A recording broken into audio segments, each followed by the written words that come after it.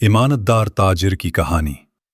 ईमानदारी, नेकी और खुदा पर भरोसे की एक लाजवाल दास्तान। बहुत पुराने जमाने की बात है। एक शहर था जिसका नाम दारुल अमीन था। ये शहर अपनी दियानतदारी और सच्चाई के लिए मशहूर था।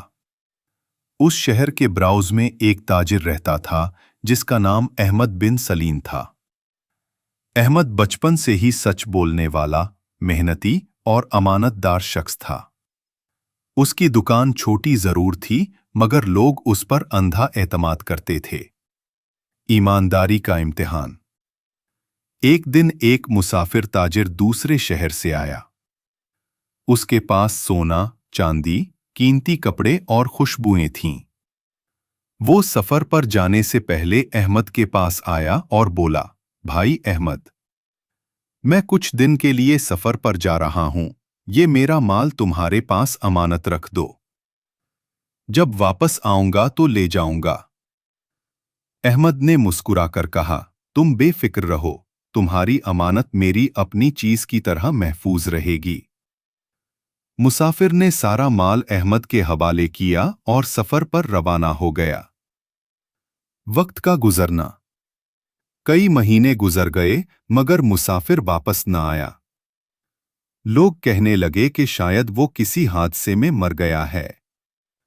अहमद के पास वो सोना और सामान अब भी महफूज था। कुछ दोस्तों ने मशवरा दिया, अहमद, इतना कीमती माल यूं ही पड़ा है, इससे कारोबार बढ़ा लो। आखिर वो शख्स लौटकर आने वाला नहीं। मगर अहमद ने सख्ती से कहा, ये माल मेरी मेहनत का नहीं, किसी और का है। अगर मैं इसे इस्तेमाल करूं तो ये खयानत होगी, और खयानत अमानतदारी के खिलाफ है। मुश्किल वक्त। कुछ अरसे बाद अहमद का कारोबार कमजोर होने लगा। उसके पास पैसा खत्म हो गया। दुकान पर गाहक भी कम आने लगे। फिर भी उसने अमानत को हाथ नहीं लगाया। एक रात उसने आसमान की तरफ देखकर दुआ की, ऐ मेरे रब, तू जानता है कि मैं तेरी रजा के लिए अमानत की हिफाजत कर रहा हूं, मुझे साबित कदम रख। अमानत लौटाने का वक्त।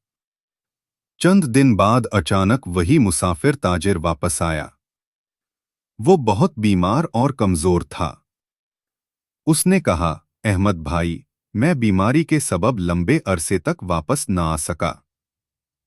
मैं सोच भी नहीं सकता था कि मेरी अमानत अभी तक महफूज होगी। अहमद ने फौरन संदूक निकाला और बोला, ये लो, तुम्हारा सारा माल सलामत है। मैंने एक सिक्के को भी हाथ नहीं लगाया। मुसाफिर की आंखों में आंसू आ गए। ऐ ऐदू, तुमने न सिर्फ मेरी अमानत रखी, बल्कि अपनी ईमानदारी से मेरा दिल जीत लिया। अल्लाह तुम्हें दुनिया व आखिरत में बरकत दे। अंजाम और इनाम। कुछ दिन बाद वही मुसाफिर अहमद के पास आया और बोला, मैं अपना आधा माल तुम्हें तोहफे में देता हूं, क्योंकि तुमने वो किया जो दुनिया के अक्सर लोग नहीं करते। अहमद ने आजिज़ी से कहा, मुझे किसी इनाम की जरूरत नहीं, मेरा इनाम तो मेरा ईमान और रब की खुशनुदी है। मुसाफिर ने इसरार किया और कुछ माल जबरदस्ती अहमद को दे दिया। वक्त गुजरता गया और अहमद की दियानतदारी की शोहरत पूरे शहर में फैल गई। लोग दूर दूर से उसके पास खरीदारी करने आने लगे। कहानी का सबक। ये कहानी हमें सिखाती है कि अमानतदारी सबसे बड़ी दौलत है।